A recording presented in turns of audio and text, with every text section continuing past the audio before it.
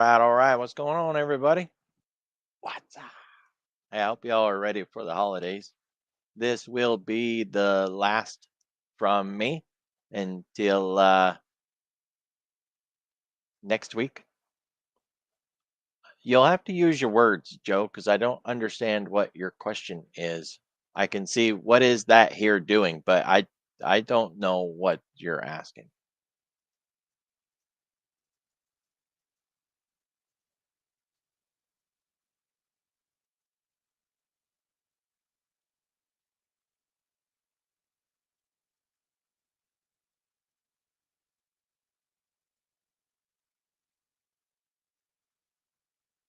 So we got a request today, and then after that, I don't know, we might take a look around, see what's going on, have a discussion about what the market is focused on, maybe talk a little bit of options, or really, it's up to you guys what you want to do.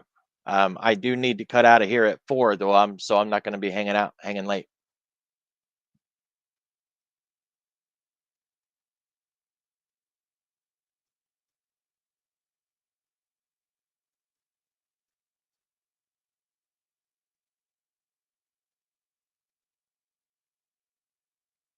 I don't know the trampoline pattern. That will be interesting. You'll get to teach me something.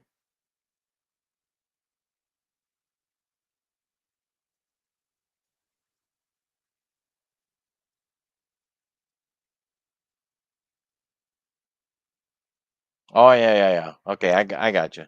Yep. I thought you were bringing in something else. Looks like Joe got stuck. Let's get Joe fixed here. Yeah, no, he made it. Hey, Joe, you'll never have to ask that question if I've started a stream. All you have to do is look to the left. You're probably on your phone or a tablet or something and don't have that showing. But just look left. If you see that someone says live right there, then you know that they are live. You won't ever have to ask that question. You'll just be able to see it. That's how it works. All right. So the topic request today was this butterfly. It's an existing trade. I don't know the cost of the trade when it was entered. That's one of the pieces of information that's missing. But sure, when I built it, it was running at $1.25, and that's relatively cheap, all things considered. It's a $10 wide butterfly. So if you can, you know, risk one to make nine or risk two to make eight, that's a pretty good play. 130. So you're still it hasn't really grown much or matured is the way I like to say it. It hasn't baked in the oven for very long. Let's see, I got a couple of them in here. Let me just get rid of that one.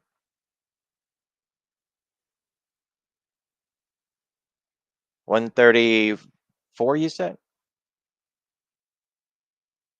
Oh, one.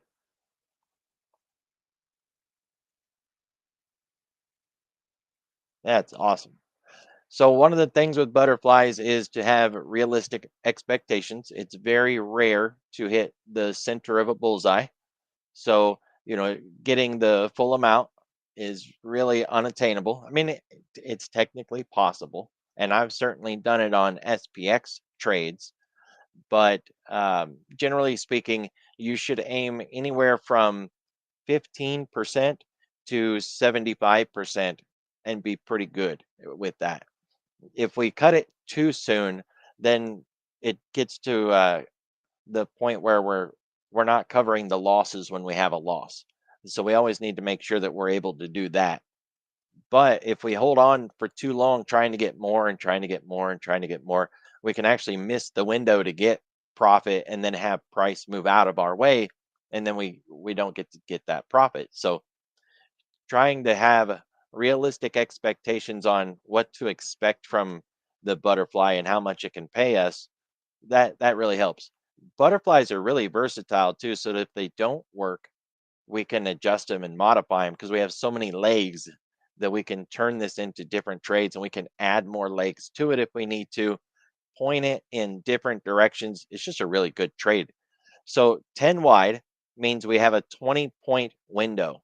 That sounds great, but a $280 stock, $290 stock, trying to hit a $20 window in a $290 stock, that's a lot of room for error. But it does tighten things up some. So when we're looking at this, the idea with butterflies are a little different than the typical trade. Typical trade is we think price is going to go somewhere, and so we go out and we buy calls or we buy puts and we aim to see price move a particular direction, higher or lower. And the more it moves in that direction, the more money we make. In a butterfly, if we set it beyond where we are at the moment, it's partly directional, and yet it's still a time based trade. That's always worth mentioning because if price went to 280 today, you would not have very much profit in this trade. You would see some profit, yes, but I would be surprised if it had more than $1 of profit if we went all the way to 280 today. And that would be really disappointing for a trade that is supposed to net you over $800. That if we got there today, you would be lucky to see $100. That would be really disappointing. So having that expectation and understanding that it is a time-based trade makes sure that we don't get disappointed if price happens to just rip up there really fast. And I mentioned the time-based part because if your expectations are to use a butterfly as a directional trade, which I like to do because you can trade directionally really cheap this way. But if you're going to do it as a solely directional trade, you have to really dial back your time frame. So if we thought it was going to go to 280 by Friday, we would have wanted to use Friday's options. In options, a lot of times we always say, hey, add time, add time, add time, give yourself some room. It might take longer than you think. But with a butterfly, if you add more time, especially a couple of months, and it makes that move really fast, you're screwed and you're not going to make any profit. And that sucks. So don't add too much time if you're using a butterfly for a solely directional trade. This is not a solely directional trade, so it's good. And even in your comment, when the question was asked if we could look at this, you already had the expectation it was going to take time. So you added time. That's perfect. That's exactly what you want to do. Now, getting into the did I pick a good strike? Did I pick a good location? Do I think price could stop there and not overshoot me? Can price even get there? Those are all really good questions. One thing you can do is look at the Analyze tab. I put CRM in here, and even if I did not have a trade in at the moment, you want to use the calendar up at the top and put the trade's date in there. This is a February 20 trade, so I put February 20 up here, and it adjusts the gray box. That gray box is like an expected move or a one standard deviation of price between now and February. How far could it move, or how far should we expect it to move? Those are kind of encompassed in that gray area. But we could say it another way. At expiration, where do we expect price? We have a high degree of certainty that it's going to close inside of this range. And it's supposed to be a 70% chance that price would close inside of that gray area. Well, that's a good way to look at it. This butterfly isn't 50 points wide, which is what that box is, give or take. It's about 50 points. But still, at least we have that part narrowed down. Then we can also set the slices to different ways. So we could say base plus. So that's going to show where price is, and it's going to put those lines on the side. And now it gives us different probabilities up there. There's a 34% chance that price will close somewhere between where it is now and the upper edge, 292. So we got odds on just that little area right there. 34% chance that we close somewhere up here. Well, that's good. We're working up on the numbers a little bit, trying to add some probabilities to the likelihood of our success. Just remember that these are at expiration mathematics. So we could break out and then come back in later and it would still, be that number. It's just saying that at expiration, we have a 34% chance of closing inside of this range. And we have a 68.25% chance of closing inside the big gray range. So we got some probabilities behind it. If we want to just focus on 280, which is the center point of the butterfly, we can come in and we can look at Feb 20, 280. And I like to use delta. It's a bit old school, but you can use probability of touch. There's a 30% chance that price will hit and close with 280 in the money. So that we'll actually, one, get to 280, and two, close above it or close at 280, a 30% chance. And we can change this. We can go in and look at probability of it in the money or probability of out of the money. And we can see that the probability of in the money is 27. So we would overshoot 280, or 73% chance that we don't close above 280. 60% chance that we do close uh, underneath 270. So you could say it's a 40% chance that we close above 270 and an 80% chance that we close under 280. That's the odds that you're going to make it there or close within it. But those also are at expiration values, except for the touch part. Actually, these aren't touch. These are in money, out of the money. So let's swap one of these to touch, which is just the likelihood that we can even get there at all. Probability of touching, 54% chance. So now I like those two numbers combined. We have a 73% chance of closing underneath 280, but a 54% chance of hitting 280. That's not bad. Those are good numbers. We could say it the other way and say there's a 33%, a 23% chance that we close above 280 and a 54% chance that we at least hit 280. I like that number better. So instead of OTM, you would just put ITM on that one. It's a nice way to, use everything that we have to better understand what's my odds on this trade. I don't think I would take a trade simply because of those odds, but knowing that those odds are there can help us with a little bit of confidence. If you were on Tasty, they have another probability called the P50, which is the probability of making 50% profit in this particular trade. I like the P50 a lot. It uses a Monte Carlo system. So, is this a good trade? Well, let's examine CRM for a minute. If I wanted to trade CRM, is it, quote, tradable at all? I don't like to see NA in the volume space on anything that I'm trading, but it is out 60 days and the market has been really crowded into just a few stocks, and everything else, even if they're good stocks and they're normally good option trades, they're just not getting any attention, right? And it's the end of the year and there's not a lot of people participating.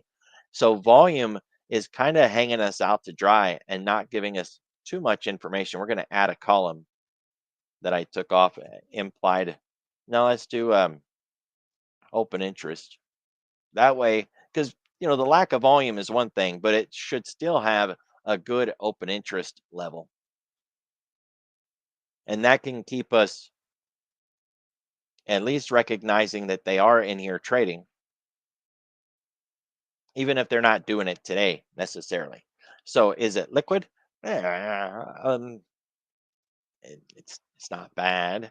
There's 20 cents difference on that, and 20 cents here. So there's a little bit of slippage on the bid and the ask. It's also $10 wide. I don't like 10 wide stock if I can get away with it, unless it's a couple of $1,000 like the SPX. I'd rather see 2.5 $10 wide or maybe $5 wide. And of course, to see that on CRM, we have to get closer to expiration.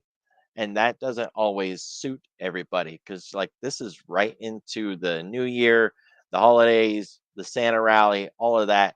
And maybe you just didn't want to trade there. I don't blame you. I wouldn't want to trade that close either. But you do have narrower strikes. So it's something, it's always a give and a take, right? And we have to try to ask, is this better for me this time, or should I go over here this time? I certainly don't want to make it sound like it's right or wrong. It's because it's not. It's just, could I find something better if I look up or down?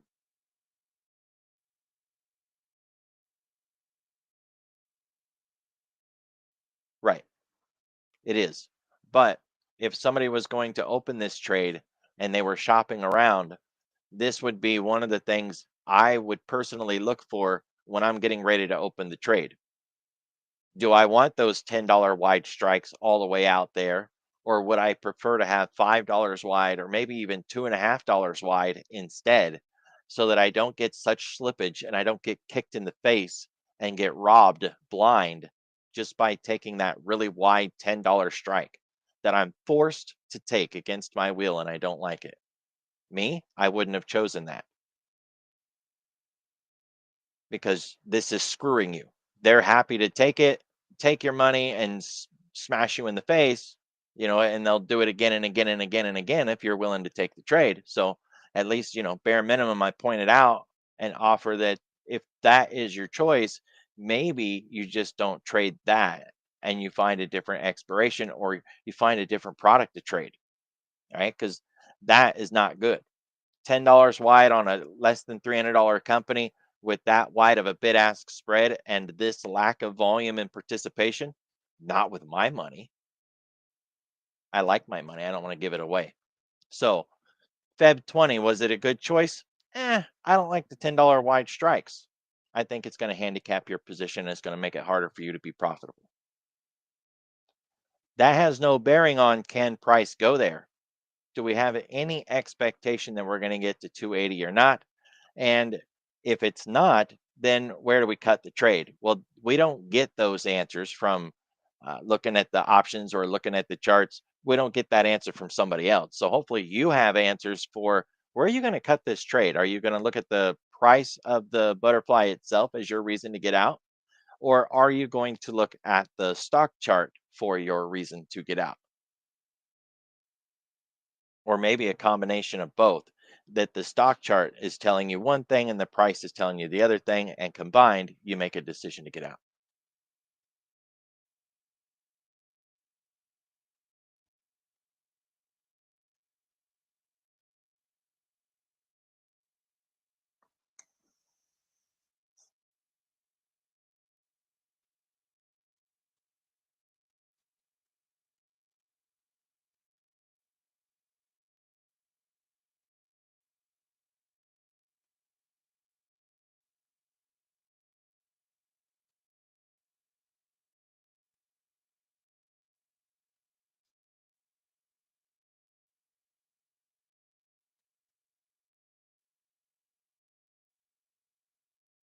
Yeah,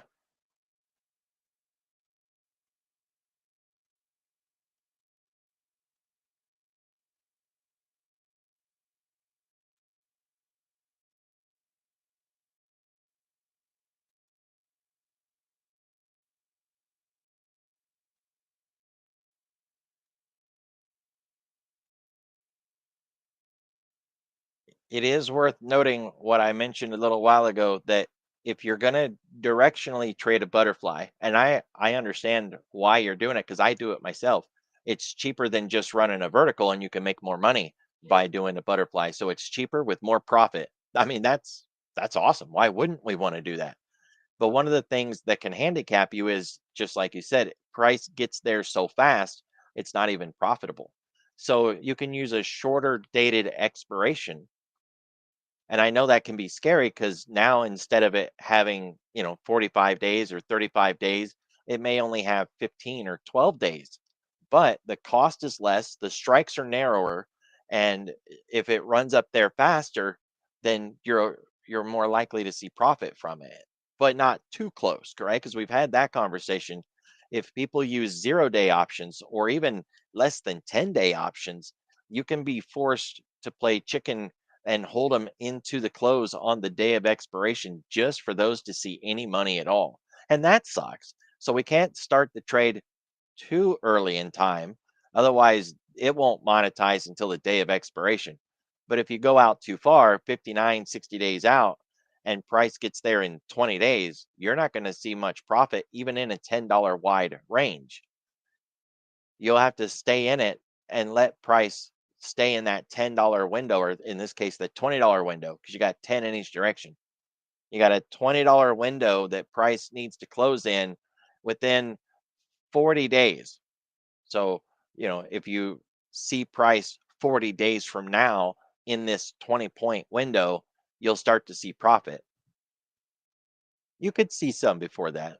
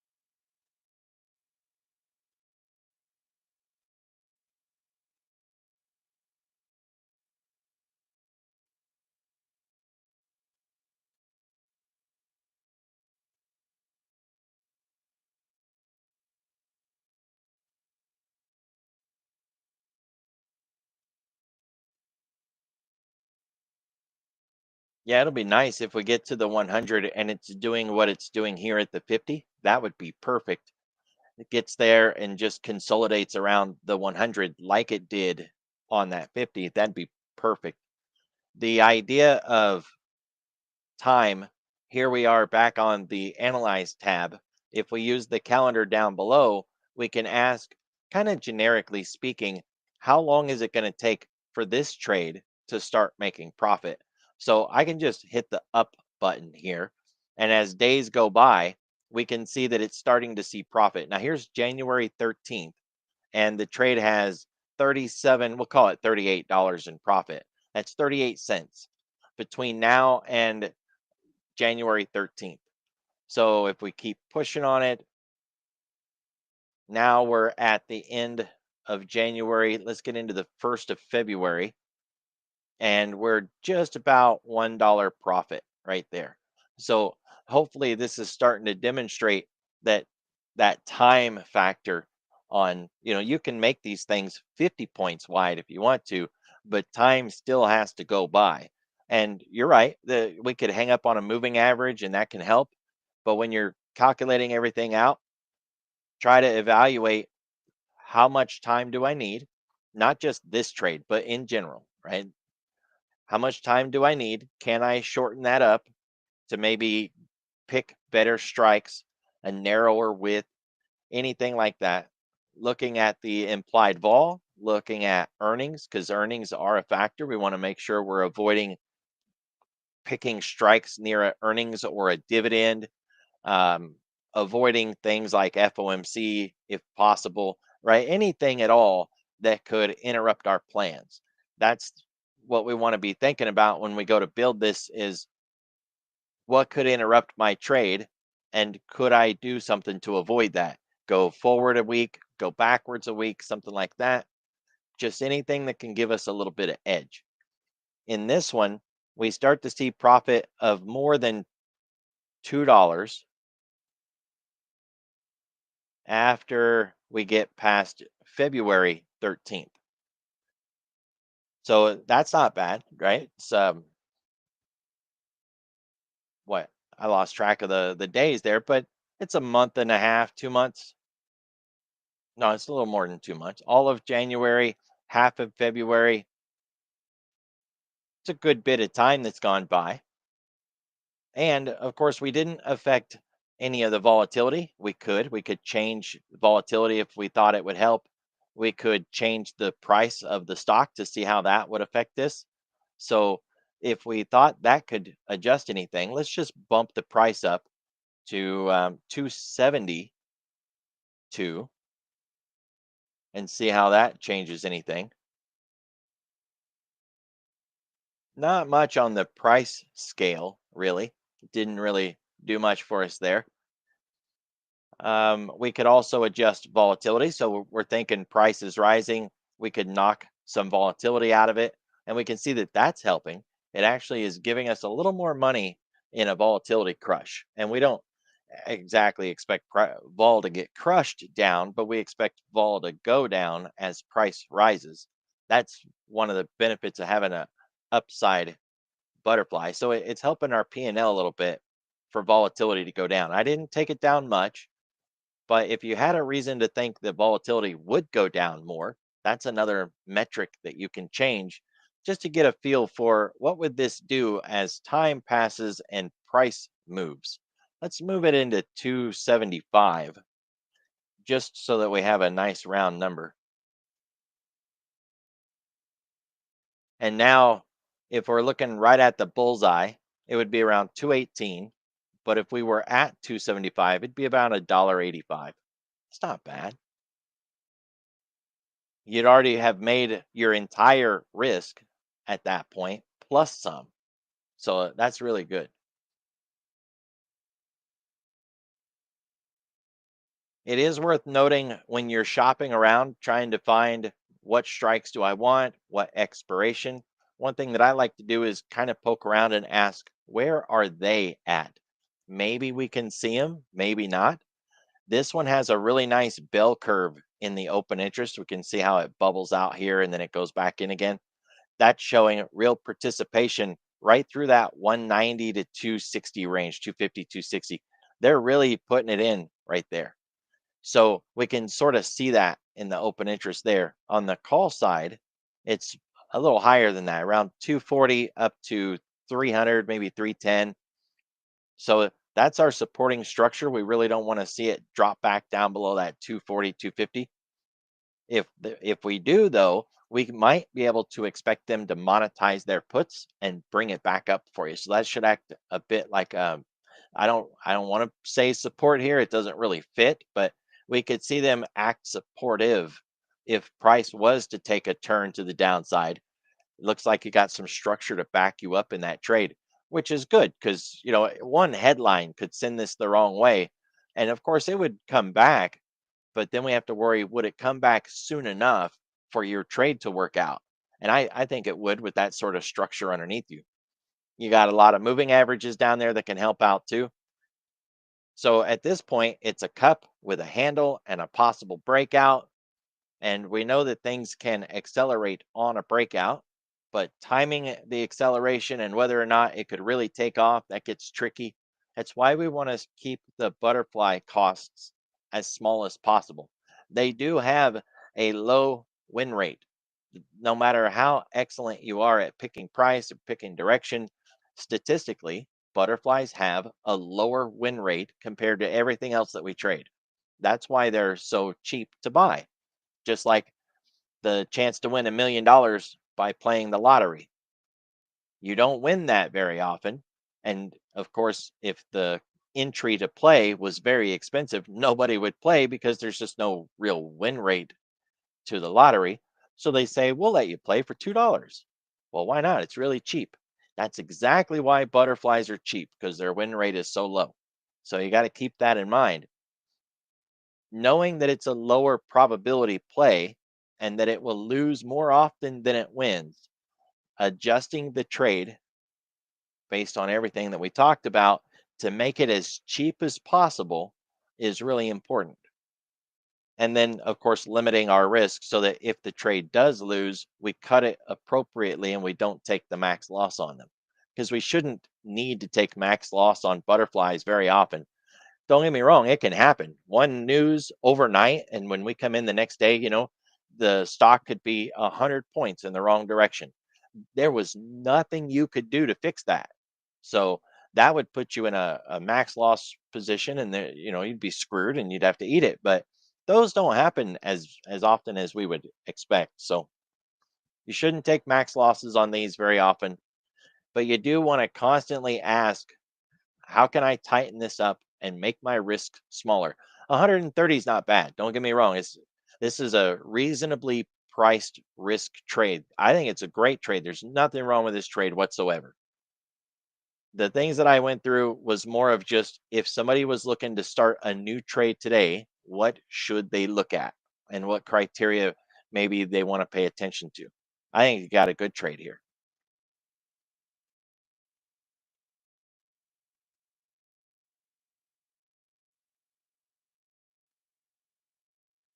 There's there's always peer groups and ETFs as well. So if somebody else is watching this and they say, no, it's too expensive, maybe you got a small account, you're starting with, when I started with a $300 account. And when I open new accounts, I generally like to start with $300 or less than that, and then grow it out. It always makes me just smile a little bit, to grow out a new account.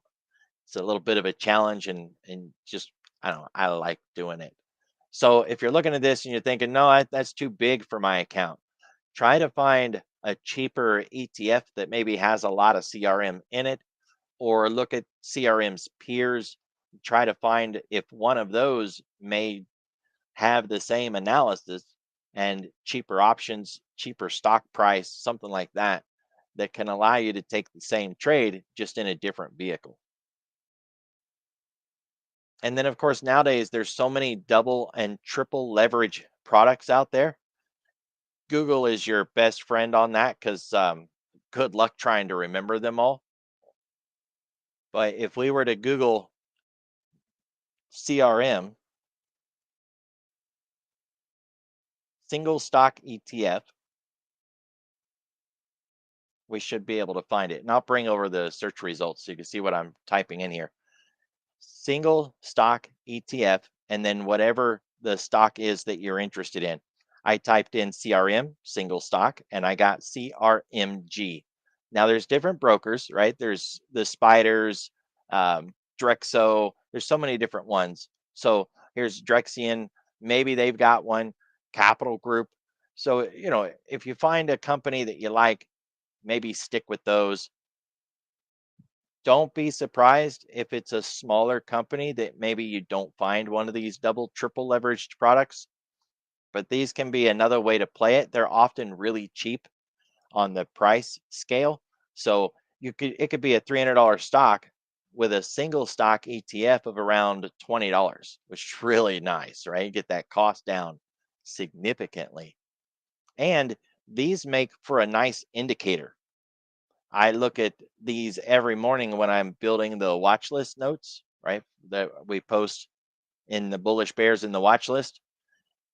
There's these double and triple leveraged stocks for all kinds of things. And I will see those in the pre market if it's a bunch of bullish double and triple leveraged, or bearish double and triple leverage. If there's a bunch in pot stocks or EV markets or whatever it is, that I know that that sector is hot or it's getting knocked down. Everybody's paying attention to, say, biopharma and GLP-1 drugs. It'll be a bunch of those stocks, for an example. So they can make for a nice little indicator, even if you don't want to trade them. They'll be even less liquid. So, from an indicator perspective, they're great. From a trading perspective, they got a little bit to be desired when it comes to liquidity. So CRMG, I think, is the one that was the most prominent. CRMG, it's a 2x long, but they probably have a 2x short as well. And just keeping your eye on that to see if it gets lit up, that can help you indicate flow. If it's not getting any attention, maybe it's not getting squeezed, don't have too much to worry about. So, yeah, just shopping around, try to find any way that we can reduce risk. Butterflies are tricky with that time element in there. Too soon, and you're stuck waiting until expiration. Too late, and price could get there and then leave again before you were profitable. So it's tricky. This is CRMG, and you can see it's less than $15. Probably not very liquid in the options group, if it even has options. Yeah, it's got options, but no weeklies, no volume today. Oh, only open interest on the 14 strike, and that is, you would be making book if you was to come in and try to trade these options. Oh, there's nothing here.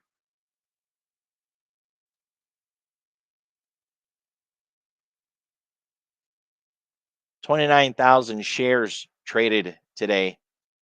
Only 30 options traded today. Thin doesn't even begin to describe it. But if they were getting lit up, that would be a easy thing to spot in such a blank canvas. So something to think about. No matter what you trade, see if it's got double, triple leveraged stuff built in.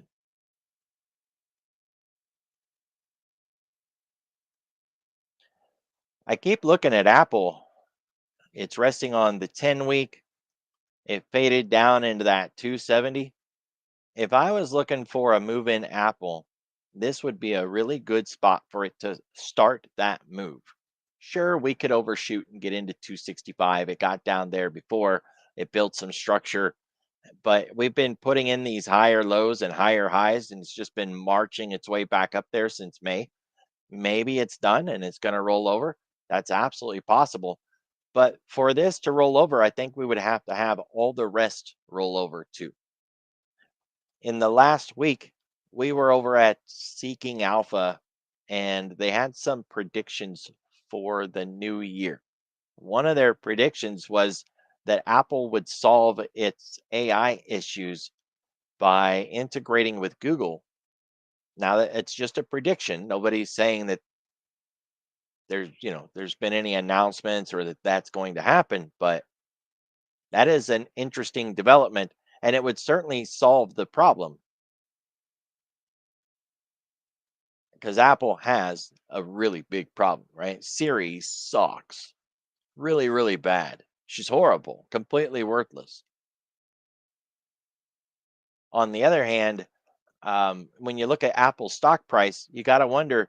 We know Microsoft spent a lot of money on AI. Google did, right? Meta did. All these big players have been bleeding money like crazy on AI. What the heck is going on with Apple? They've got the big spend. What are they doing? What are they getting for their spending results? So that's the only thing that makes me nervous about wanting to go long in Apple is what do they have to show for all the money that they've been spending? It really makes me nervous. I mean, I love the chart though. 270, taking it long here. We're not on 270 perfectly, but we're close enough that the way that I like to trade, especially with verticals, is to get near the money or at the money. So Apple $2.50 wide for January, $5 wide for February. Yeah, it doesn't even go to 10 wide. So we don't have to worry about that. We can shop around 5 wide. Got a decent amount of volume. It's not awesome, but look at that open interest. Thousands on every strike. The puts, they get a little thin in the money as you would expect, but otherwise, thousands. So we definitely have participation. The bid ask spread, 5 pennies on each between the bid and the ask, so 10 cents total. 5 there, 10 here. It's mix and match. You can see a little bit of participation today in the thousands. If I was shopping around for, say, a short put vertical and a long call combo, taking something near the money or at the money suits my style. That would give us a dollar 85, and that would give us 225 basically. They're coming up a little short.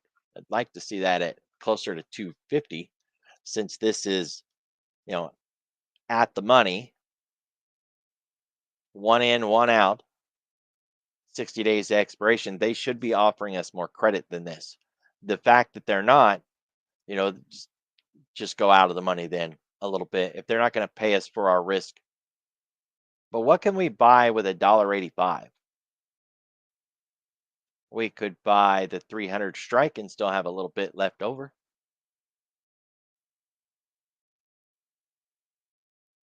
Hello, sir. Happy holidays.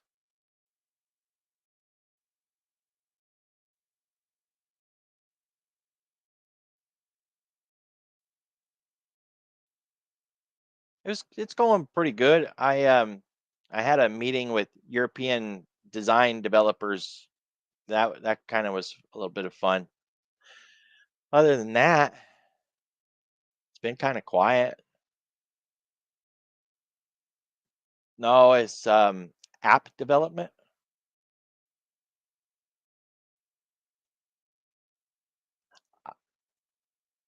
They want me to test.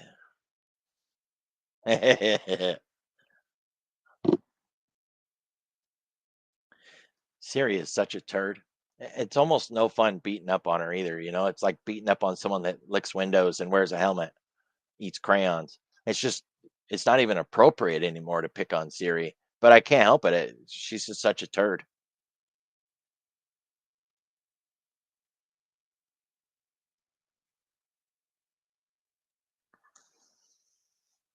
Yeah, I mean, I'm sure if that's all you've got, you've probably learned to, deal with the quirks, but I am not limited to that.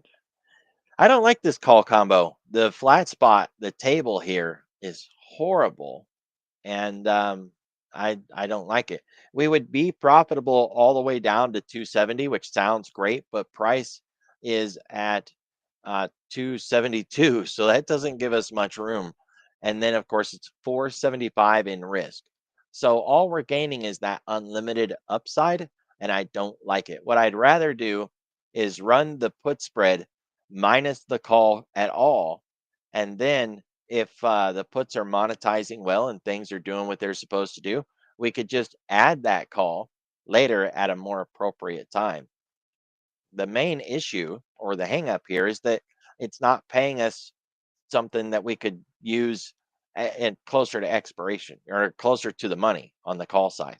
So we could, pony up a little bit of money of our own rather than only spending the credit and get something like this 280.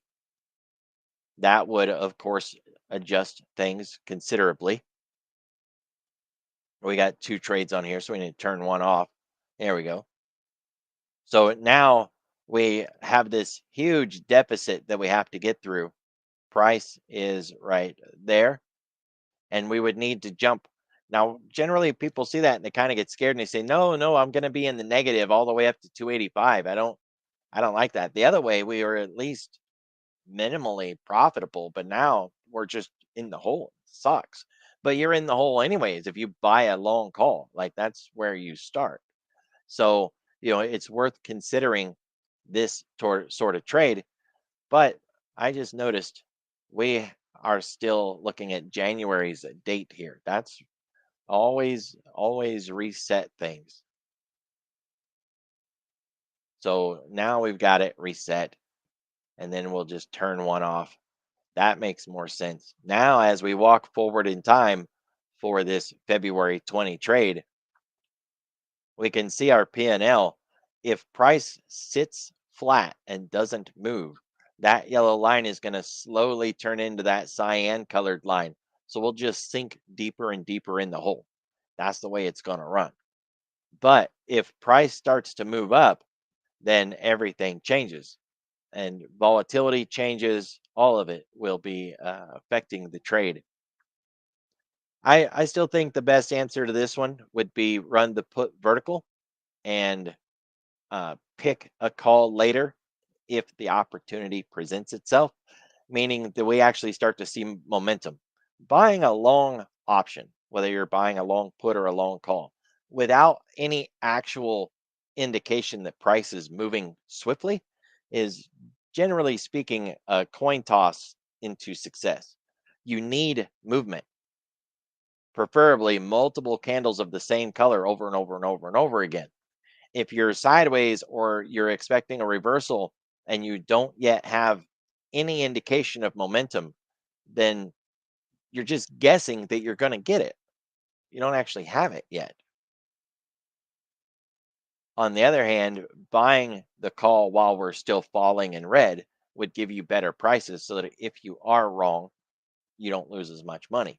I think the put vertical would be the more appropriate trade, running something like a 265, 270, something just slightly out of the money, and have that price push away from us, aiming for a higher level. This could turn into a legged iron condor if we could have gotten a better price to start it. So if we could have gotten 250 and risked 250, that'd be perfect. But they didn't offer it. Now you can work the order. You just sit there and try to get that 270, 275. You got 60 days to get filled. Perhaps tomorrow we fade down, or maybe on Friday we fade down and you get a chance to get that filled. That would be fantastic. Of course, if we rise up a little bit too, you might miss it completely. But if you could fill it for half the width of the spread, you could get a legged in iron. So the idea would be once you fill the lower end, at any point, all you've got to do is put another one up here. And you can put it anywhere you want, but we would try to aim for the higher edge, somewhere between like 287, 290 ish, whatever. But once you got the top side on, if you filled both of those for half the width of the spread, you have a no lose trade that you can then carry all year, just taking risk out of it over and over and over and over again. It's pretty awesome. Apple hasn't been doing that though, right? It's broken higher, and then it digests and then broke higher. And it's been doing that since like May? No, August. It's when the run started. So that's the concern, is that Apple's not going to make it above 290. But as long as we hold above 272, then this is a reasonably decent trade. Our risk is um, what, 170, 275, risking 275 to make 225. And we're not looking to actually make 225, but that's okay because we're not really looking to risk 275. But those are the hard line numbers. I am concerned about the spending though, and what that's going to look like in the new year. And we're in a stock buyback blackout. So we've got that to worry about. Just the lack of participation out there.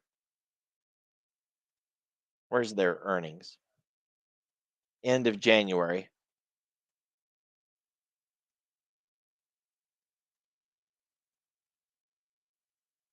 I want to see if we can spot it in the implied vol. Not really at all. So they haven't even started to swell up for their earnings yet. Let's look at January instead. We can avoid the earnings and we get narrower strikes. Maybe we'll get a better price too. Something more half the width kind of thing. Nope.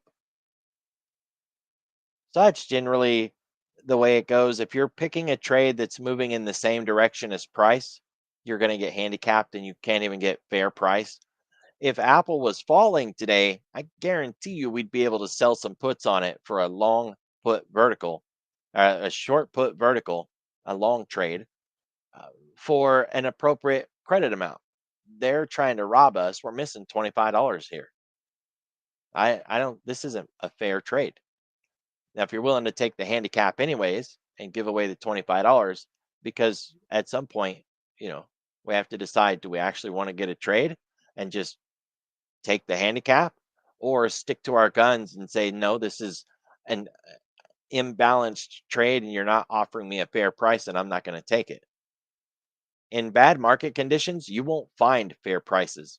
And that means you're going to sit out if you stick to your guns and not participate in anything. That doesn't really work. Or you're going to have to just swallow it and, take the Im- impractical, unfair price. I don't really have an answer for that either.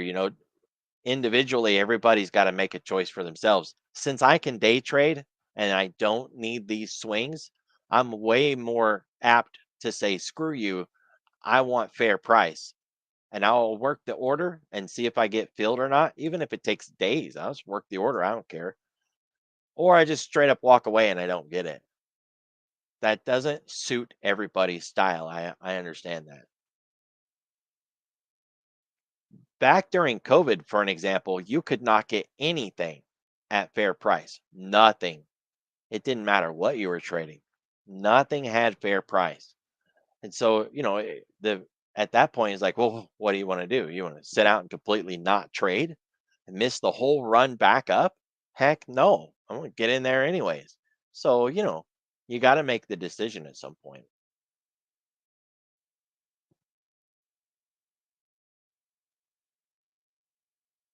Was there news or anything on CRM that could accidentally shoot it up there early? Is there any sort of I can see no dividend or earnings are in the way because we're past those already. But there could be something like Investors Day events, merger acquisition headlines, anything like that that could give it some juice and push it into that 280 too soon.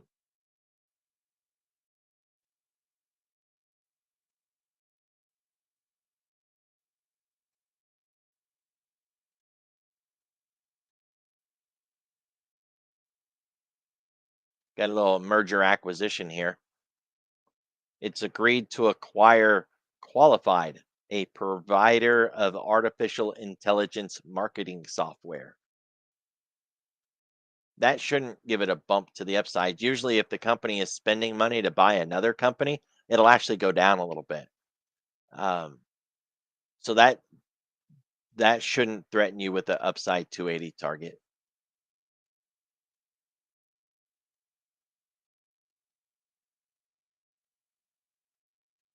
I noticed that they haven't published the terms of that agreement. You might want to watch that on headlines. When it does get announced, that's probably when it's going to get hit. Of course, it doesn't have to go down. And going down a little is all we expect. We're not looking at like a crash because they bought some company.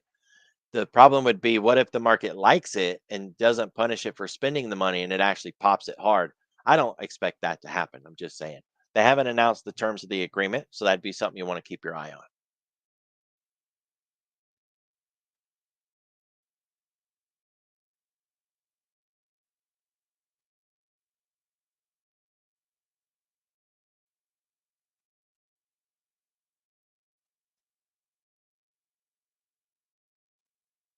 We got new highs. Yes, I wasn't sure we were going to get it. All right, that's good stuff. The SPX got above this previous high, so now we got higher highs. It's not all-time highs, but it is higher highs, so new highs on this run. We still have that gap to fill. I think we'll deal with that next year. Certainly not today. So that's all that matters. But I was not sure if we were going to get an equal high or a new high, and we did. So that's awesome. Now we can set a higher low. I know that that's not what anybody wants to think about, but stocks should not just go in one direction. It's bad. So setting a higher low at the bare minimum, a 786, and maybe a little heavier of a pullback would be 6811 cog line, the halfback. That would get us to 6811. That would not be a bad place to re up if you are looking for the next long trade opportunity, it would be the pullback into that 68.11. Now, if you want to counter trend trade, you could run the short, but those trades didn't really do all that awesome this year. The counter trends, these things kept going further than we thought they could, and then they'd pull back a little bit and digest more than pull back. So correcting in time rather than correcting in price, that's a correction in time. That is a correction in price.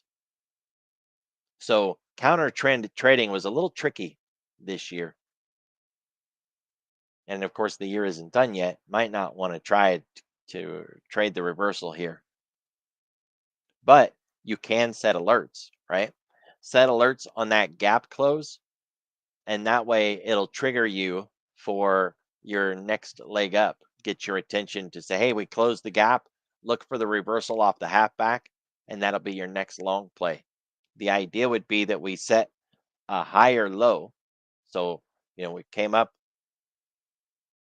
we're very likely going to go a little higher than this.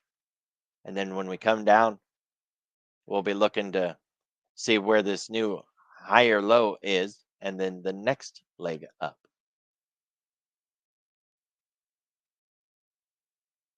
If we keep this bullish bias. And there's so many reasons to believe we will, right? Between the big, beautiful bill, that really added a lot for companies to open that spending. AI still pulling forward all these earnings. We're pulling forward 2027 earnings. It's crazy. But the spending isn't looking to slow down at all into 2026. So as long as they're spending and companies can find more ways to monetize AI and interest rates, well, maybe we get another cut or two, maybe. As long as inflation doesn't get out of control, next year's still looking a lot like this year did. Still bullish. Even if it's the most hated rally that I've seen in forever, still getting it.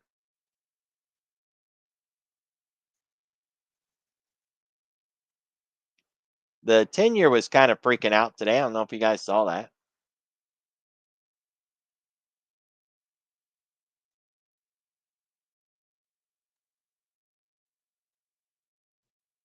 That is a wild move.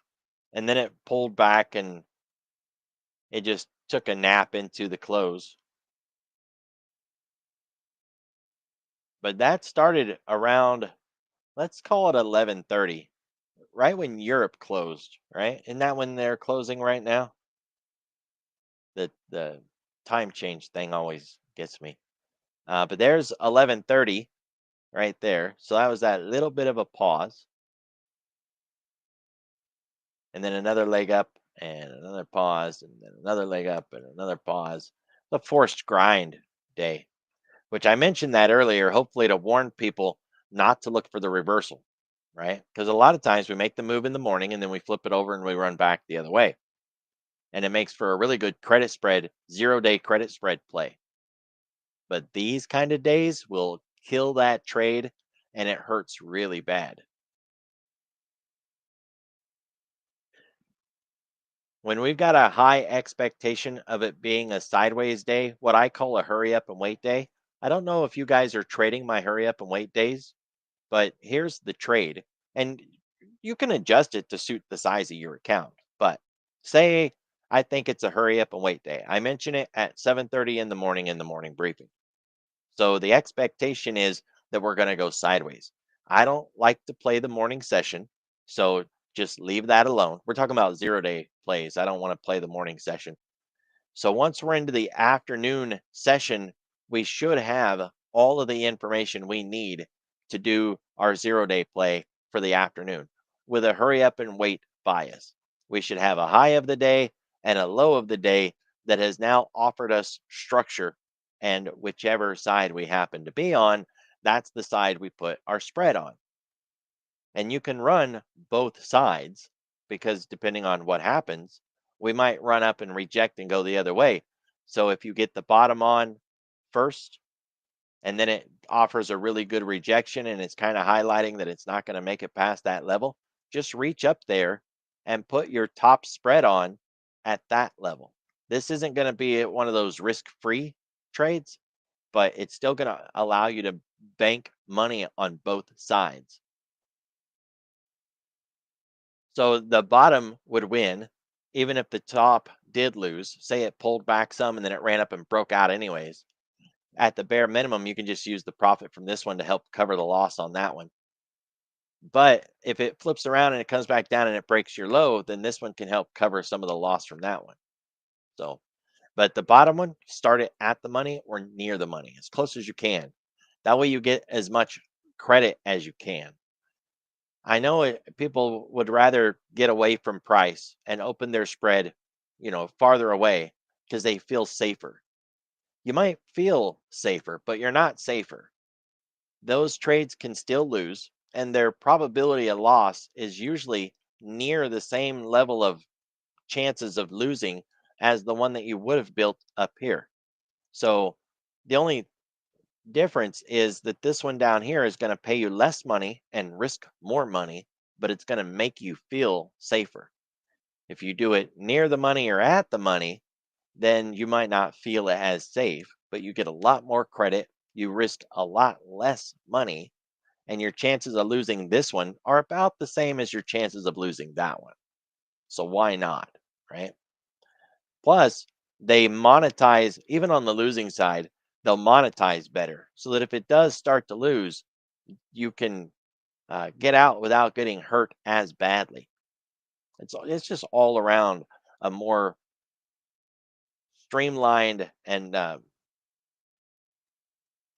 there's a word there I can't quite grasp, but it's just a better way to put the vertical on. So we're talking short verticals here, not long verticals. Sell a put spread, sell a call spread. You could do butterflies on either end, but then you need the pin and you got to wait it to go into the close.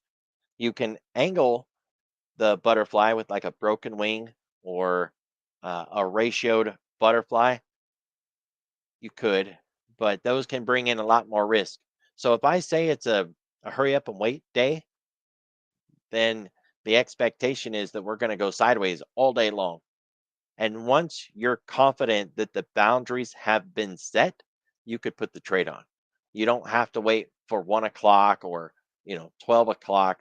I do because my loss rate when I open trades between 11 and say 11:30 or 11 and 12, my loss rate is really high if I open verticals in that window. I don't know why, but that's my record. So I just don't like to open 0-day trades between 11 and 12. I've lost them too many times. I'd rather wait until after 12 and then put the trade on. That's where journaling really comes in. I don't know how many of you journal the trades that you're taking, but journaling can really help you out. It can give you insight into things that maybe aren't so obvious until you did journal them. Then they stand out. Those 0-day plays, I know people think there's not a lot of money into a 0-day trade, but if you're opening a trade, say using the SPX, you can go kind of wide, really. So let's use 68.75. This is going to be a little extreme just to kind of prove my point. That is a 50-point wide credit spread. And I've done these, I've done 100-point wide credit spreads, but 25-point wide is usually my sweet spot, 25 or 30. This is 50. You're collecting 32.85 in credit, and that's credit you would get today, right? So your max profit is 3,200, blah, blah, blah. Now, in this scenario, I don't try to get max, right? Aim for even just 20 to 30% profit of this. Half of this would be 1,600, right? It's not bad. And you're talking about just cashing it out today, right? So they can pay really well. And I don't have to have more than one. If you wanted to go to something a little less liquid, you got XSP. It's the smaller version. It's more in line with SPY's price, and that means their options are a lot cheaper, but it's not as liquid as SPY. If it's not as liquid as SPY and it's the same price as SPY, why don't we just use SPY? Well, because this is an index just like the SPX is. That means there's no shares you can't be assigned. So that gives me a little confidence to say open a call credit spread completely in the money, knowing I can't get assigned. This is a cash secured product. And that means I get more credit. Look at that. I got 97 credit in a $1 wide trade. What's my risk here? 3 pennies. 3 pennies. If I'm wrong, and commissions. If I'm wrong, I'm going to lose $5 now and commissions. But if I'm right, I could make half of that, say $42, $48, 47, something like that. I like that. Now, do we have any, huh?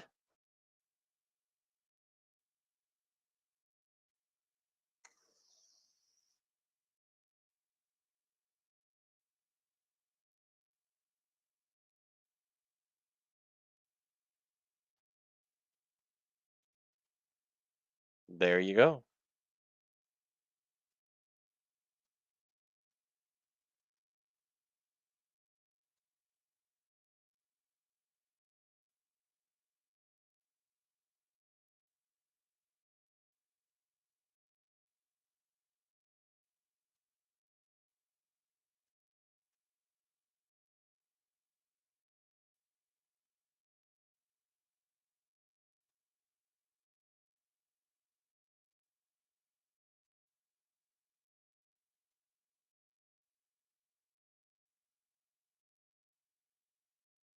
Yeah, SPY has probably 142,000 or 1.4 million.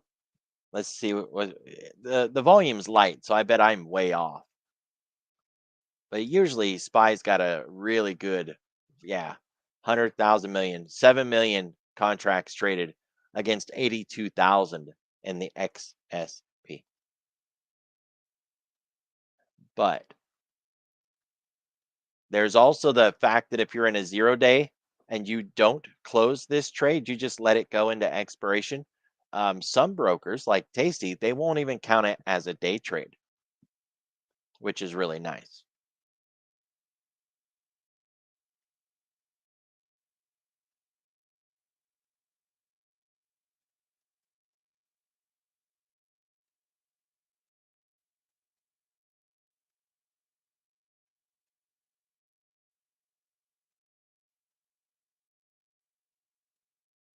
Oh yeah, it will rip your face off if you're wrong. The thing about the SPX, when I first started trading, a trader told me, "Don't don't ever trade this until I knew what I was doing." He said, "You got to earn the right to trade this." And I really took that to heart. I respected the guy a lot. He really offered a lot of advice to me when I was new, and he said, "You don't get to trade this until you've earned it."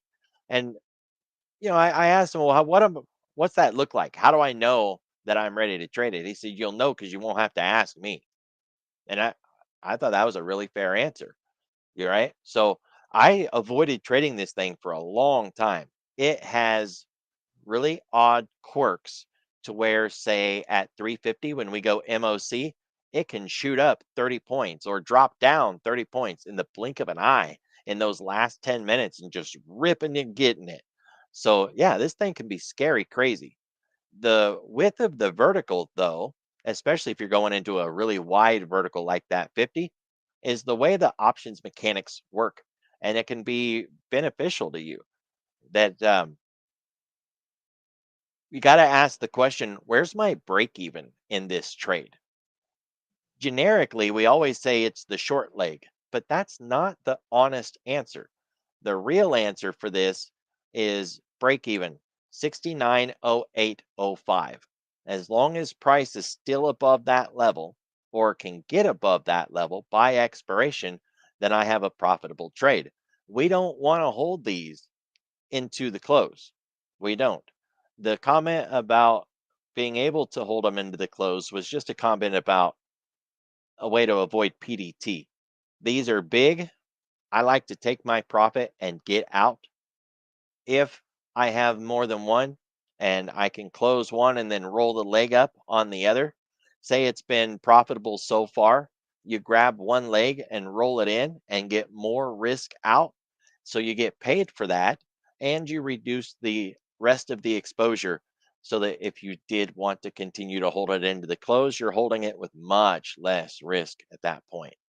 Those are just tricks of the trade. So with 6907, whatever it was, we would be looking at this and realizing that we still need a little something, right? What was that number?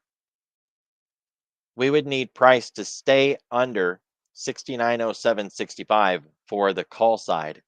And if we did it on the put side, we'd need it to stay above 6907.65.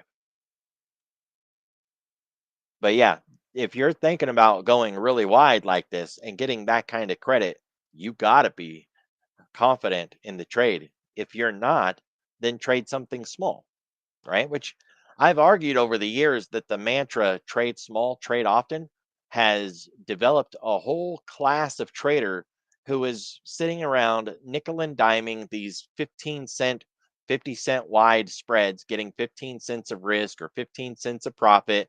And they don't have any technical analysis ability whatsoever. They're just throwing darts at the wall saying, so what? It's just $15. I'm going to put this one on and that one on and this one on and that one on. And they don't have any real conviction, but they don't care because they don't have any real risk either. And they're just sitting there with a P&L that looks a lot like these candles. The P&L is down a day, up the next day, and not really going all much of anywhere.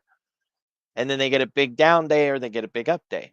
So if you swap that out and maybe change it for high conviction trades or higher conviction trades, and you don't trade on those days where you don't have the high conviction, then you're not just sitting there nickel and diming those little one lot 15-cent profit trades. You're waiting till you have the confidence and you're putting on 50-point wide spreads, collecting $32 in credit, and you're making some serious bucks. Of course, you're risking serious money too. Absolutely true. You don't get something for nothing.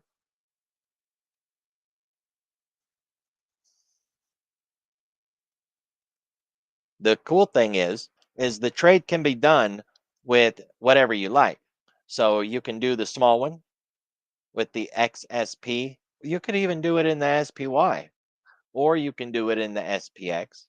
On SPY, I don't recommend going bigger than say 10, maybe $15 wide at most. Tasty Trade had a really good video, and I could try to find it if anybody is really interested in it. They did a video about, well, how wide can I go, and does widening things out offer any real benefit? And they said, yes, making the trade wider does offer benefit, but you can abuse it and then get too wide, and then you lose the benefit that going wide provides. I don't remember all the little stats for that test that they did, and I don't think they did a 0 day on that video, but they've got an extensive 0 day library because they've done massive amounts of research for the 0 day trade. And it's if you haven't checked those out and you are a day trader in the option space, it's really worth checking them out because they really spend a lot of time and effort and money in answering some cool questions about options on the 0 day trade. Let's just assume we don't want to go any bigger than say 10 points. Then we could do something like a 685, 695 and start with this. It's late in the day, so um, this isn't going to work out great. But see all these are bag holders. So if I'm getting the 695, I already know that's bad. Yes, I want to go wide, but I don't want to choose any of that. So if you're going to build your spread on SPY, and you look and you see that you're going to run into bag holders, adjust. Instead of going wide, go with the lot size. If you was willing to risk, say, $20,000, then build the trade smaller using strikes that are still applicable for today. This is $3 wide, and then just increase that until you get to your $20,000 risk level, if that's how much you was willing to risk, right? Or 10,000 or whatever you were willing to do. Use more lots instead of using a wider risk range because you don't want those bag holders.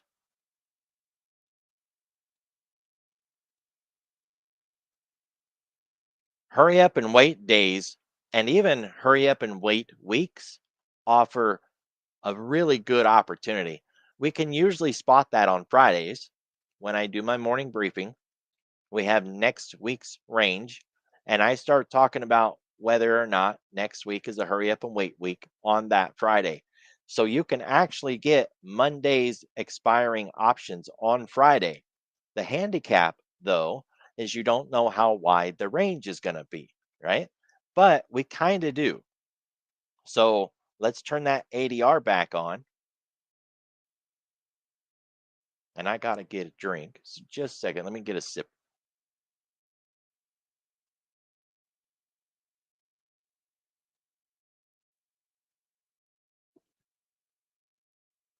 All right, all right, all right. So suppose this was Friday and we spot next week as a hurry up and wait week. We can see the ADR is at $62 for the SPX. So we could shop around on Monday's options using that as our range because generally speaking, if it's a hurry up and wait week, we won't even hit the red line, let alone get outside of that red line. We won't close outside that line if the sideways comes true, right? Because I can be wrong or the market can change its mind. A lot of things can happen, but we've got plenty of examples of what a hurry up, wait week. There's Monday and Tuesday, a perfect example of exactly what I'm talking about. Even Wednesday didn't close outside of that red, but it got there. It would have made you consider a new profession that day. And Thursday, we never got there. And on Friday, we didn't get there. That's what it would be looking like for most of the time. It's a Monday, Tuesday thing. We don't even worry about Wednesday, Thursday, Friday.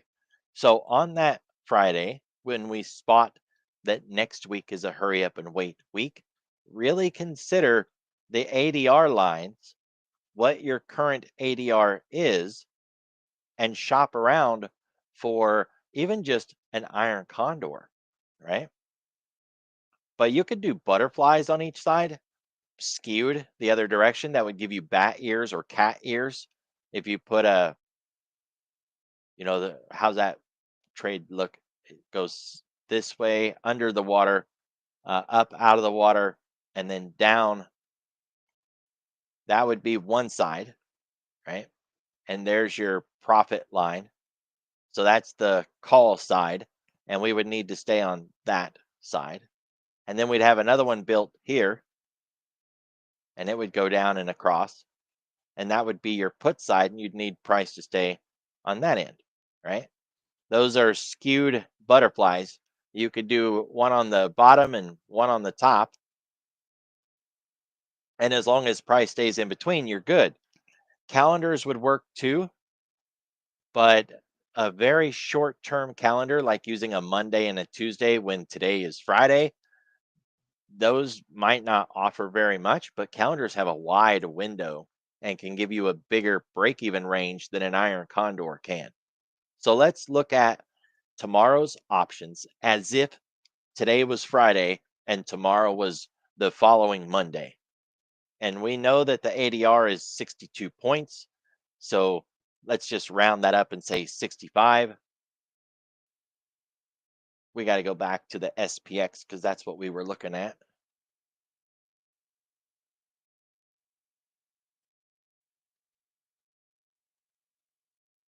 The what do we call it? The IV range is 18 points. That's 36 total between 18 higher and 18 lower. Nowhere near our average daily range of 62.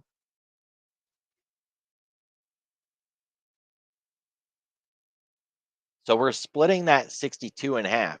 We're going 31 up and 31 down. That's almost twice as much as this. But whatever. Take 6905. Well, where are we at? Yeah, 6905. And add 65. We would be looking at 6970. So we need a few more strikes. Just a few. We're going to see if this iron condor would even have any money on it. Because if it doesn't, then why would we want it, right? We wouldn't want to do it. So we want to sell that, and we want to buy that. Yeah, no, see, there's nothing in it. That's too far away. So we wouldn't want to do the iron condor.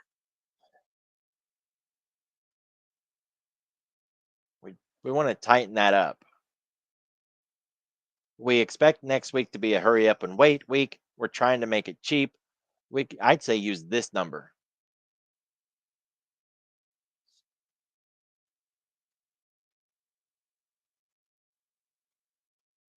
Yeah, and the other thing too is we're using a mimic as if this was our Monday, and Monday would actually be 3 days of theta, right? It would be all of Saturday, all of Sunday, and then all of Monday into Monday's expiration.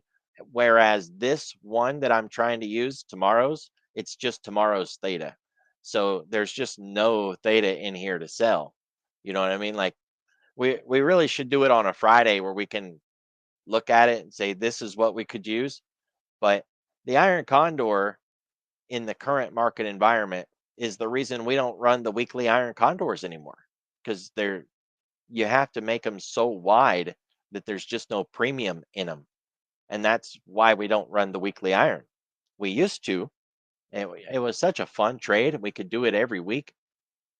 We haven't done those since COVID. They're broken. So that's too wide. Let's try it with the IV, the expected IV. So that'd be $20. That would be 69.25. We would sell that and buy that. And on the other side, it would be 68.80. So we'd sell that, buy that. Now we're looking at $5 risk, and we have $1 in credit. So, risk four to make one, or risk, yeah, that's right. Risk four to make one. I don't like it, but actually, what did it just build? Yeah, that wasn't bad. That was the iron condor. So you could do it that way, or you could just pick one side and put it on the call side, the put side. I don't know that I'd necessarily want to pick, but you could. And then, of course, you could put on the skewed flies or the calendar. So let's do a diagonal here, or a calendar. See what that risk looks like.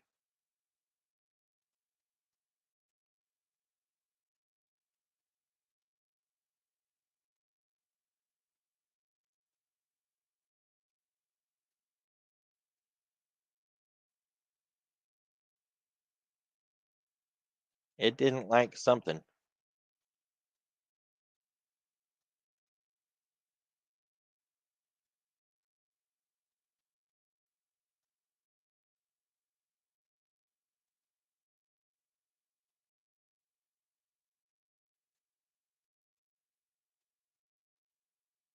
That would be the width of the trade there.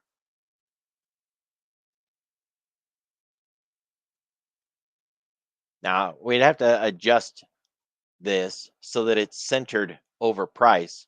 Right now, it just randomly grabbed strikes. We didn't tell it what strikes we wanted to use. So it placed the ones that it did. we'd want to move the entire structure lower. But look how wide this is. We're only one strike, right? We went $5 wide, and it gave us a window that is 40 points, a 40-point window, and offers us almost $1,000, well, more than $1,000 in profit. That iron condor doesn't come close to offering $1,000 in credit. And what's the risk? 637. Now this is, using tomorrow's instead of using what quote would be Monday, but those double diagonals, they're pretty cool. With this, if we did have it centered, the price would be different too. So let's go ahead and walk it down some and see what that would look like. This is 69, let's say 69.10. We got to get the puts underneath that. So let's move. Plus, is the dates in the right order? Yeah, short put first. Okay. Let's move this to 6,900 and move this to 68.95. That does the put side. For the call side, we're at 69.10, and we went with 6,900. So we want to go with 69.20 and 69.25.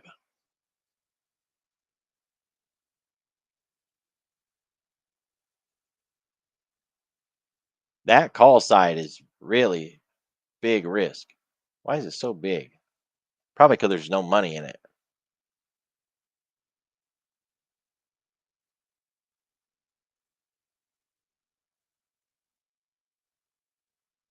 I saw what I did here.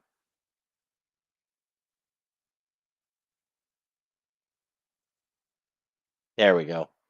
There we go. That's more the shape that it would give us. Now you can see the bat ears kind of, and the width of the spread 68. Let's call it 68.87 for a nice round number, and 69.33. That's huge. That's a very large, wide range, especially if we're going to do like a quote sideways day. Let's put those on the chart and see what they would look like. Oh, yeah.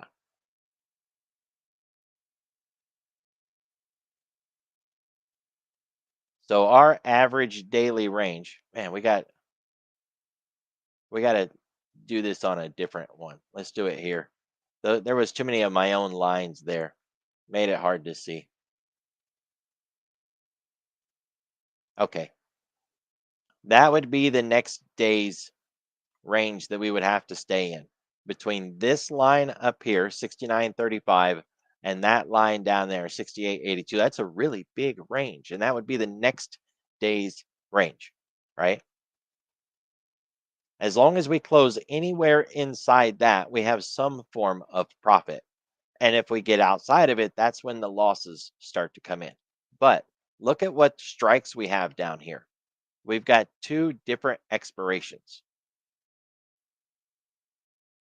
So if you're unfamiliar with the diagonal, let me fill you in here a little bit. That way you'll better understand what we're doing. In the options world, if you don't have enough money to sell an option, you can buy an option and then they kind of cancel each other out on risk, right? Because if you sell a call, you have to be able to pony up the stock to cover that call. And if your account can't afford 100 shares, they're not going to let you sell that call. But if you buy a call, then that covers your risk for selling a call. It's the reason we can do verticals, right? So if I wanted to sell, say, 69.45 call, all I have to do is sell buy a call somewhere else, say 69.50. But I don't want to do it in this expiration. The rules say as long as it's not in front of the one you're going to sell, then you can do it. So we could sell, say, January 7, and we could buy a January 9, or a January 21 or whatever we want, right? So that's the way the diagonal works. In this trade, we could close the short call and really the short put if price stays in between, close those down, keep the profit, and keep the long ones on for the next day to see if they actually make any money, which is pretty cool that you can do that, by the way. The same thing goes for anybody that wants to 0 day options in the indexes. Think about this for a minute. This is a really great argument to have. Um, yeah, let's just clear these out. We don't need those. We all know that selling options is the easier play because we don't need a directional bend, right? We don't have to say I think price is going to go to 69.50. We can just say I think price won't go underneath 68.50 on a 0 day basis. That's pretty good. Does anybody think we're going to break 6800 today? The answer would probably be no, not today. Great. Why not sell a 6800 put? Well, because Sig, it's a 6800 put naked. I would need a massive account. Yep. But not if you owned a put. If you owned a put, then you could sell a put wherever you'd like. Of course, you got to cover the margin difference. How about instead of puts, though? Because who wants to buy a put in a bullish market? What if you bought a call? If you came out in time, and of course, this is going to be prohibitive because it's the SPX, but if you came out in time to February and you bought a call, 7,300 call, $5. I guess that's not very prohibitive. Or the 7,000 strike call. Now that's a bit much for people to chew on. $7,000 for that call. But once you own that call, you can sell calls and you can day trade those short calls. So you could decide to come in on any given day and in the front end on the 0 day, you can sell a call. If it's a bullish day and it's not a day where you could see an opportunity to sell that call, then you just don't do it that day. But knowing that you've got that long call and that you've got now the coverage to sell a short call any day you want, then between now and that long call's expiry, you can just come in and sell a call. Yesterday afternoon would have been a good time to sell a call, and it's not even a call spread. It's just straight up a short call. Those are easier to monetize than the verticals. So you just keep the long one, and that allows you to sell a short one whenever you want, and it doesn't have to be a 0 day. You could sell one, that has a Friday expiration 1 week out and then close it down on Tuesday or on Wednesday. You don't have to hold it all the way to Friday, right? That's another good thing about it's the same trade. It's a diagonal or a calendar. We've got a long option far out in time, and we can sell a short option closer in time. But if we don't treat it as a calendar and we just treat it as a naked option that we can get in and out of whenever we want, you can day trade the short side without running verticals. I like I haven't done one of those in a while. There used to be a Tesla company, um, a group of traders. That's all they did is traded Tesla. That's the whole Discord was just like we trade Tesla.com, whatever the hell it was. I don't remember the name of the group, but that's all they did. Every day is just day trade Tesla. Then they had me in there to do a webinar on just this. It was kind of fun, but I don't know. There are groups out there that will just trade Amazon or Tesla or Nvidia.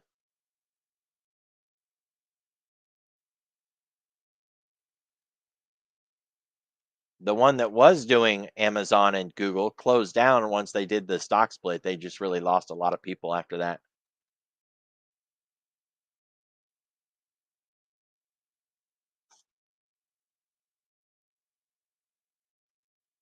The nice thing is, let's go to SPY, something that, well, XSP. If you go to something that you're already bullish in, like the Mag 7 names or the XSP SPY, you could go an entire year out, right? Looking at next year's expiration and buy a call. And you could spend all year paying that call off with short calls in the front end because you've got an entire year to make your money. So you could look at it and be like, "Damn, that's $800. I don't really want to risk $800." Yeah, but you have all year. And in the meantime, if the market continues to go up, that call is going to make money. But you're also selling calls when it's opportunistic to sell the call, being nimble, getting in and out, selling a call when you see fit to help pay that off too.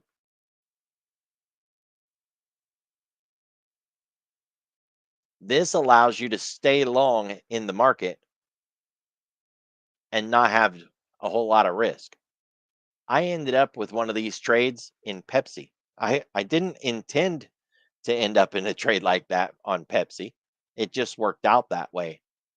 I ended up getting like a 220 or a 250 call. It was like a year ago, so we weren't where we are now. It wasn't that far out of the money.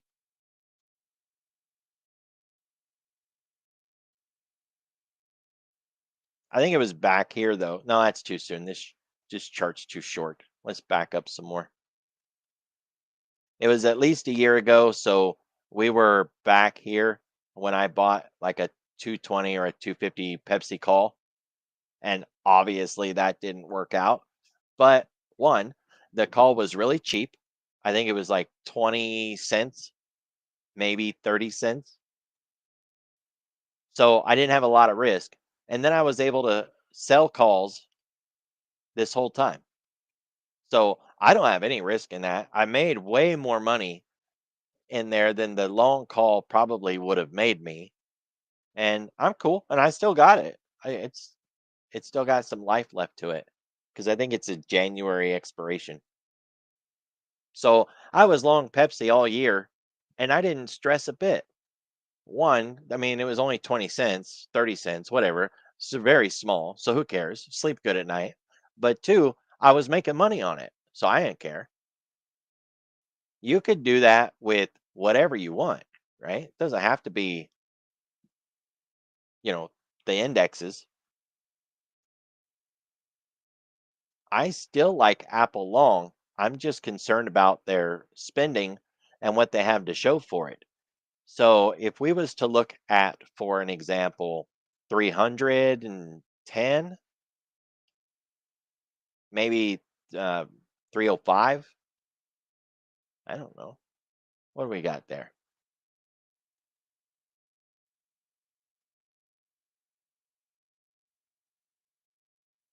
Oh yeah, it's still a little pricey. Oh yeah, maybe not that far out.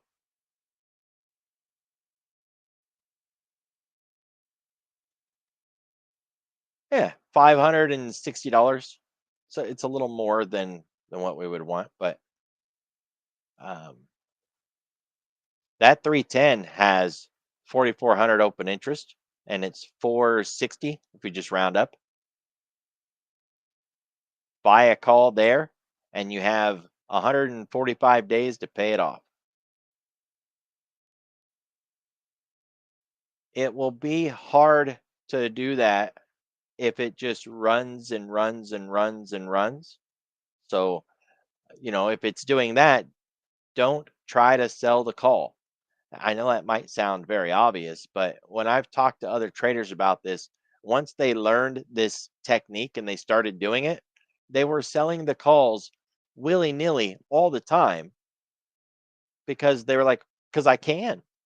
Yeah, but if it's bullish, don't sell a call. You're just going to get run over. Then you're spending money to buy back the short call and you're losing money and you're trying to manage the short side when you didn't need to. Just let the long call do its job and bank the profit that you got from a long call. But if it did what my Pepsi trade did, then you can sell calls whatever day you want because Pepsi just bled like crazy,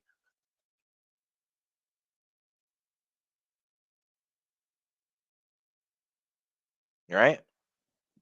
It's a nice way to be able to day trade. Not that you have to day trade it, but you can sell options on the front end against that long call or put if it's something that is just getting murdered, like Netflix.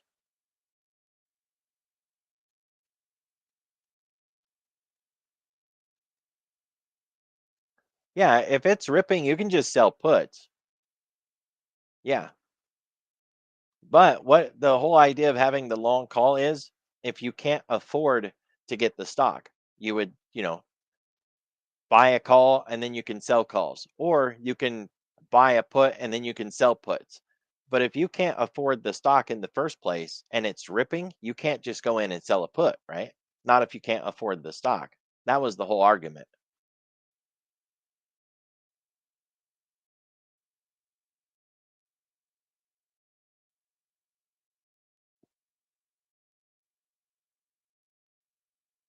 It's like a poor man's covered call or a poor man's covered put. If you have the long, you can sell the short. Yeah. No, all good. All good. So you take something like Netflix, it's bleeding like crazy. This might be one where, we're looking for Netflix to get back down into the 80 handle, maybe even 75. And if that's the case, and you're looking at it like, yeah, I think a put for 6 months out looks good. So then we go out and we buy a put. We can, occasionally sell puts from time to time if that long put isn't working out, just like we could occasionally sell the calls on a bullish market if the long call isn't working out. But as long as Netflix continued to bleed, we wouldn't have any reason to sell puts, and we could just let our long put work and run that to the downside.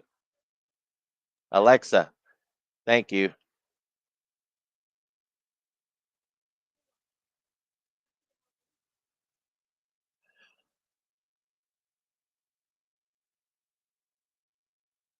I think next year is going to be a good year. Just it's very crowded, right? So it's hard to find any liquidity in anything else other than the hyperscalers. I'm still digging through some themes for next year. I'd like to have some good themes. Banks might be what the theme will be. I don't know if you guys have been keeping your eye on banks, but I mean, that's nuts, right? You see, for an example, Citibank or Citigroup. It's crazy. We could start to see a turnaround in things like Lowe's and Home Depot.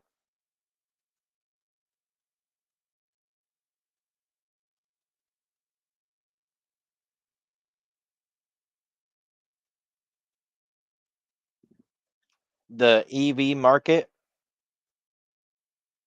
I think it was Ford, maybe it was GM, but I think it was Ford that said, screw it, we're done, and sold their entire EV division, closed it down. I think it was Ford. It's been a, yeah, ouch, that's nuts. But look how much money Apple lost when they decided they wasn't going to pursue the Apple car.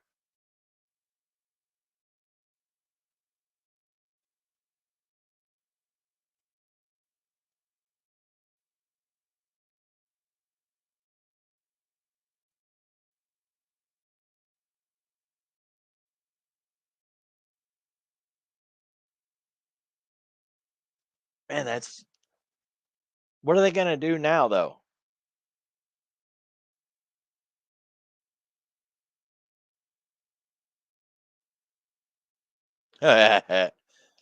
Did you see that new Bronco? I mean, have you really got in it and checked it out?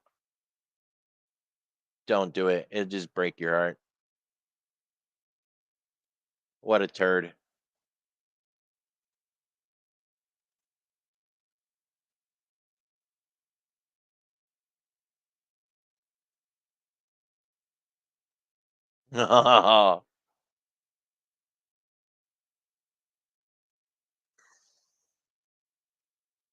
Yep. Nostalgia.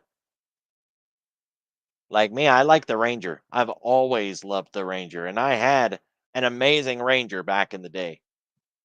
And when they quit making them in the US, I thought they had just quit making them, but that wasn't true. They were still making them, just not for US. They were in Japan, they were all over the place, just not here. And I started to see pictures cropping up of these modern Rangers. And I'm like, where the hell are you guys finding that? Well, it's generic, it's fake, like fake news, fake pictures. But no, they were in Japan. And it's not the same Ranger, not even close.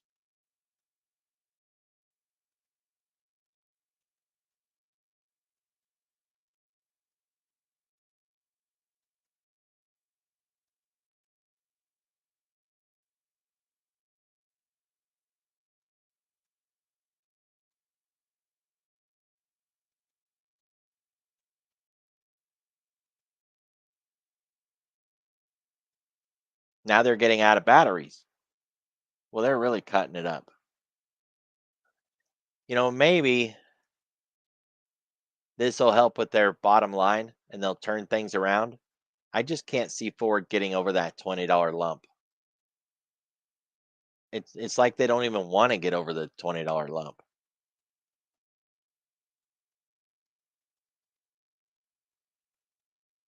Who's going to be the replacer?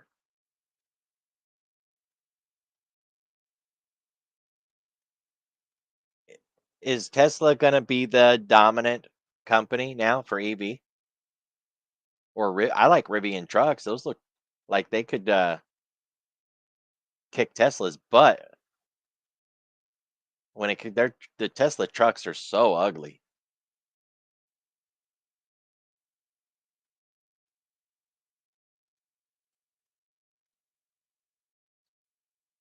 So I said 20, but really 14 seems to be the line in the sand for Ford.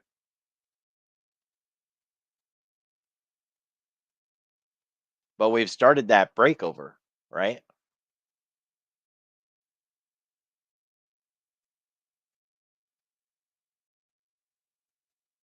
So if Ford gets their books cleaned up, and we wanted to look at this as an example of the calendar trade, it's a cheaper stock. It has options, weeklies. Let's look at January of next year. And when you're trying to decide what call to trade in this scenario, if you're doing calls or puts, it doesn't matter. A lot of people struggle on, well, what strike do I want? And really, here's the handicap, the margin that's required. So Ford doesn't have a lot of strikes, but let's just suppose I bought the 25 strike. I can do any options farther out. So there's none here, but if there was a 27, a 29, a 30, I could sell that in the front end and I wouldn't have to match it with any margin whatsoever. But if I buy the 25 and then I come in and I want to say sell a 15, and look at that, there's not even any money at the 15, but suppose I want to sell that anyways. I got to cover the margin difference between $15 a share and $25 a share. So you don't get to sell that option without margin. You're going to have to worry about the coverage. So when you go to buy that option way out in time, don't look at just how much the option is going to cost you. Think about how much margin it's going to take. So the argument can be, why don't I go in the money and buy this, let's call it $10. There was a split. And so, we've got these oddly priced options. If you run into that, just round it up. That's a $10 strike as far as I'm concerned. I need price to close above $10 and it's going to cost me $4 because we're just rounding things. Actually, the mid is like 380. I'll take that mid, 380. So if I bought this, I could sell any option greater than $10 and have no margin restriction whatsoever. I can come into the front end and I could sell any of these options that I want to, right? There's just no money there, but suppose I did, right? I think, oh, it's going to rip next week. I'm going to sell this 13 strike call and it's going to fall down and stay underneath 13, rip to the downside and I'll be good. If I did that, then I could make some money. But if I wanted to stay long forward for the whole year, I could spend 380, have this call, and when opportunity presents itself, I could trade short calls against it, even if it's just for 30 minutes or an hour. You got short here and you covered it there, or you got short here and you covered there, something like that. You don't have to be in it all day. The new Scouts, oh, Volkswagen. I seen a Volkswagen the other day with it was the dogs driving and everybody was, eyeballing it. That was a very weird Volkswagen. What the heck was that thing called? I don't think it was called a Scott. It was called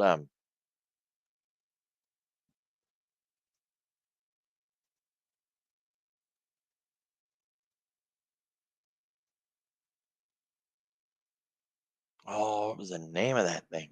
Driving me crazy now.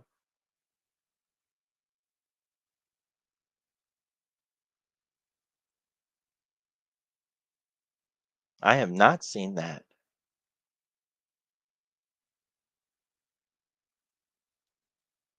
I think it was this one. I don't even know how to say it. The Volkswagen Taco, the Golf, the Buzz. I love the Buzz. That's so cute. My wife, I told her about this, and she's like, "No, hell no." She said I would have to drive it alone. She wouldn't even ride with me if I wanted it. She's too embarrassed to get in it. Isn't that cute? Of course, I like the car that looks like a little football helmet. Can't remember the name of that one either. I think it's called the Smart Car. Just a tiny. It looks just like a football helmet. They're so cute. But yeah, I like the I like that. The Buzz.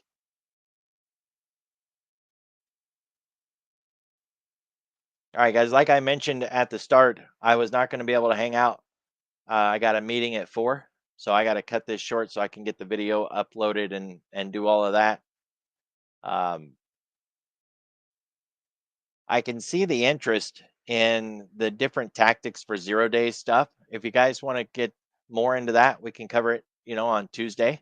'Cause of course, this is the last stream for me for the week. No morning briefing from here on out. I will see you guys next Monday. And as far as I know, I'm going to stream next Tuesday. We'll see how it goes with the liquidity on Monday.